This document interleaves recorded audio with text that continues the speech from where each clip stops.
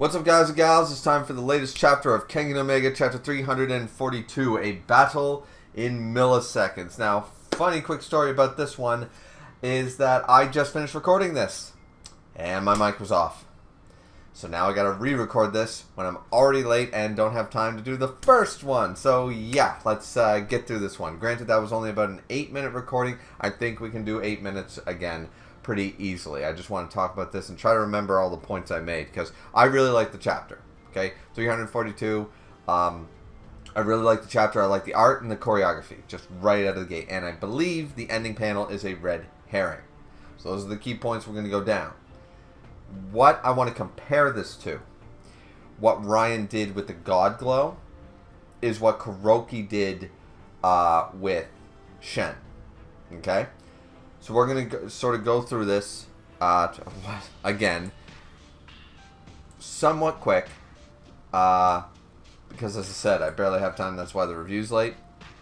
This goes down to the fact that Gaolang, while he has pre-initiative, does not need it because he's so fast. So not only does he have the Unbreakable Fist, he's got his right straight, he's got the God Glow, he's basically one of the top strikers in this series, if not like right there as number one.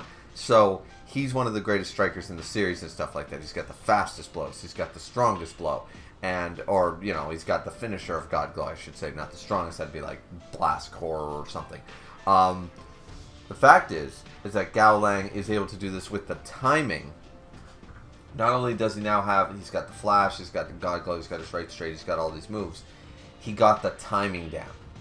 Now, call it pseudoscience, whatever, the explanation of how it's going down, but it's basically doing what Inception of Intent does, but against a pre-initiative user. It's another counter. It's the breaker of pre-initiative. This goes along with Gaolang's skill set, as he can fight with pre-initiative, but he doesn't need it.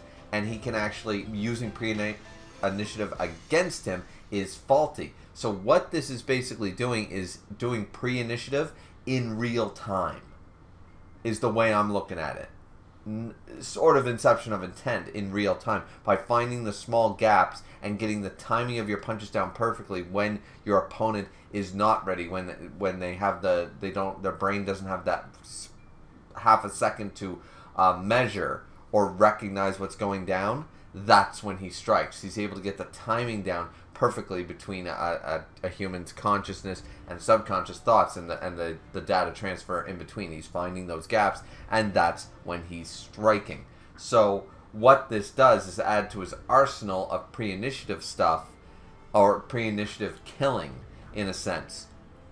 And I like that, because pre-initiative will not help you here if he's got the timing down. Now, of course, Raian, being a battle prodigy, gets the timing down himself. He's like, oh, I get it now. I see what you're doing and stuff like that. So Seki's watching, trying to understand. Gaolang is not really that, he takes a couple hits from Raian and he's like, so you did figure it out. And he figures it out, of course. And he says, so in theory, you can just land about any attacks you want if you aim for the gaps. But for whatever reason, you're only using jabs. What I like about this, Gaolang is not disturbed by this revelation. He's just like, because Raian says, you can't time your punches that accurately, so you're only effective with your jabs because you're so fast.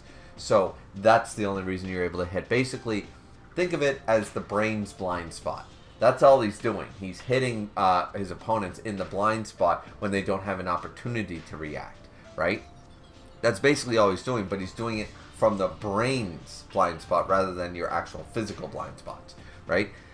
I'm good with this because it goes along with his arsenal and everything that we know about Gaolang and how he's been built up as a character. It works. As I said, pseudoscience, whatever, but it's cool and stuff like that. So Ryan's thrilled about this, at least, and because he's like, all right, champ, then if you love this technique so much, I'm going to use it too. Like, you think you're the only one who can figure that out? I figured it out in 2 minutes, and now I'm going to use it on you. So they start exchanging jabs. What I like about this is that Gaolang, right before that, he's not perturbed by this at all. He's just like, yeah, you're right. You know, I haven't mastered this yet. You're going to help me do that. And he's just like, I've been doing linear training, linear growth. But like every series, fighting tough opponents and fighting to climb up that mountain, You are the mountain, and I'm going for exponential growth in this newfound technique of mine. And I'm going to go for even greater heights. And he does it. After a short exchange of multiple jabs between the two, Seki brings up the fact that a jab will never knock neither one of these guys out. Gaolang goes deeper and deeper into, and I love the panel because it's just like he's battling, and boom, you can just see it like the glaze over, and ting, boom, he gets the timing down, boom, now he gets a right straight on Raian. Raian's like, what on God's green earth just happened? Seki's amazed. Gaolang got the timing down just with a short exchange with Raian. He's already evolved this ability and stuff like that. So then he decides to close the distance out of kicking distance according to Seki, so he's not going to rely on the Muay Thai anymore. I hate that they never do that. I want him to just go straight for winning with Muay Thai. I know he's all about the striking. I know he's all about the fists and the God Glow and stuff, and that's all really cool, but I'd love him just for someone to be like, I wanted to fight you as a boxer, but you're kicking my ass with your Muay Thai instead. I always wanted to do that. He never does. He never does. It's very unfortunate. But yeah, so he goes past the kicking distance, as I said, and then he goes in for the right straights. He's getting the timing down on that, and Raian immediately picks up, however, on the fact that he manages to get a God Glow. And this is why I said that Raian did, from what I understand, by the looks of it, Raian, with, of course, his battle savantness, his battle prodiginess, he pulled a Kuroki, where Kuroki fought against Shen, and he countered. He said, you're battling so great, you are so powerful, blah, blah, blah. And Kuroki's like, but I can counter you. When you go for a strike, that is when I will strike. That is the strategy. And it did work. It injured, Shen got injured. It did work against him. And it was like, wait a minute. That's insane. So the fact is that Raian basically did the same thing. I think that Raian is still at the stage that Gaolang was when he introduced the technique. I think that he can launch some of his jabs from that timing gap, from the blind spot of the brain. I don't think he can pull off finishing moves, God Glow and stuff like that. So what I think he did is the moment he recognized that Gaolang was able to pull off his regular straight, he expected a God Glow to come. And so even though he couldn't fully predict the timing himself, he allowed himself to be hit, expecting to be hit, and managed to grab it, and so he can counter. So, of course, he didn't take the full effect of the God Glow to his face. He took some heavy damage, but he managed to, once again, disperse the damage, because let's be honest, if you're a character in Kengan, if you take a God Glow, it's a finisher punch for a reason. If a God Glow connects with no limp, no defense, no nothing, it's likely to end the fight against 90% of the cast. So if the God Glow, that's just the way it is, right? That is just absolutely the way it is. So Raian claims that he was measuring the timing as well. But as I said once again, just because he was measuring the timing doesn't mean that he actually got it down for his own hits, but just enough to be able to counter Gaolang's. Because if he actually got the timing down, then he wouldn't have had to take the God Glow in the first place. He took it and managed to disperse some of it, but still had to take the initial hit. He wasn't able to do it perfectly. So Raian is getting the timing of his opponent's blind spot punches down, but probably unable to do it himself, and obviously still hasn't gotten that timing down, because otherwise he would have completely blocked or dodged the God Glow, countered the God Glow. So then we get the panel that everybody's talking about, where wrist snap, right? Wrist snap. Okay. The thing is, Sandro's not stupid enough to do this storyline again, especially in Gaolang's first fight in what is supposedly the last arc of Kengan. They're not going to do that. The unbreakable fist. Oh, but you didn't say anything about right below it, the wrist bones. That's dumb. I think it's a red herring. Because if you look at the way, yes, he grabbed his wrist to block it, and he's swinging him from his arm sort of idea. But if you look at it closely, he's not really in the wrist sort of area. Like, I don't think that's what's breaking it.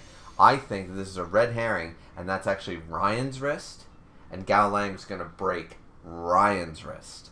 That would be interesting, because what we could set up here, as we need, is Gilbert to fight an injured Raian.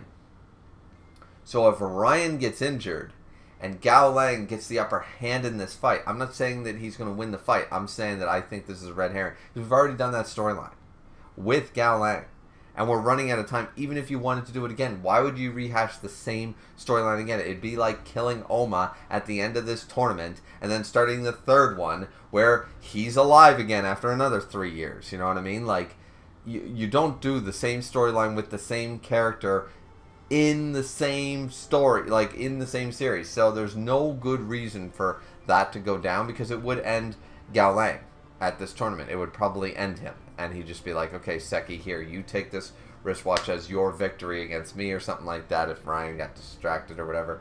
And he'd be like, because I might as well bow out. I can't do it. If I can't fight at my best, I'm no good to anybody. I think that'd be really shitty. I think that the panel of the wrist snapping is meant to lead us in that direction, but it's not true. He didn't actually break his wrist. Something else is going on. Could be Ryan's wrist. I'm thinking because Raian literally could break his wrist and still fight. You know, at like most of his capacity. He's got removal. He's got all the other things. I think that Gaolang is much more detrimental. I mean, I might get what I want, and he has to fight more with his Muay Thai if he does have a broken wrist. But I just think the whole broken hand, the whole storyline of how he recovered it and stuff like that, just to break the wrist, like, we've gone through this in multiple fights in Omega, and we've done this before with the Ashura storyline that originally broke his hand. The idea is that it will never break again. So, going for that, but you didn't train your wrist, really dumb. I would think that would be so bloody stupid, especially for such a good chapter, such a good fight. The choreography, the art, everything is really cool here. I'm loving this fight. The skirmish is great. And, yeah, I'm excited for 343. So, hopefully I'm right about this being a red herring panel here, just to throw us all off our game and be like, what are you doing? What are you doing? It's like, subverting expectations. Hopefully that's the case, but what did you guys think? Let me know down in the comment section down below. Don't forget to like, comment, and subscribe as always. And we'll see you all back here for 343, hoping that one is going to be on time on Wednesday, but no promises because I'm working 6-day weeks plus a few extra long shifts till the end of the month. So things are obviously being delayed like this one is, but I'm still going to try to get out the core things that I review for the rest of the month, and then hopefully things might go back to a somewhat regular schedule in March. So, that being said, have a good one, everyone. Chapter was great. Does anybody not like the chapter? Let me know why, and I'll read it. I'll read your comment. So, yeah, that's it. Yeah, okay. Have a good one. See ya. Bye-bye. Adios. Hasta la vista. All right, I'm done.